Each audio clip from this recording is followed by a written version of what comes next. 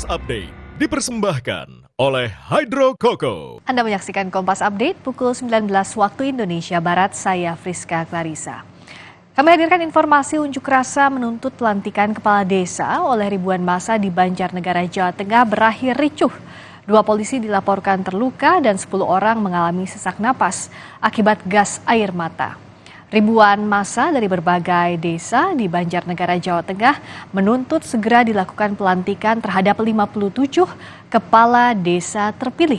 Massa menilai sebanyak 57 desa telah melaksanakan pemilihan kades dan berjalan aman. Massa mendesak PJ Bupati Banjarnegara segera melantik 57 kepala desa terpilih tersebut. Sementara dalam aksi demo ini dilaporkan ada 2 polisi mengalami luka-luka. Selain itu, sebanyak 10 orang pengunjuk rasa mengalami sesak nafas akibat semprotan gas air mata.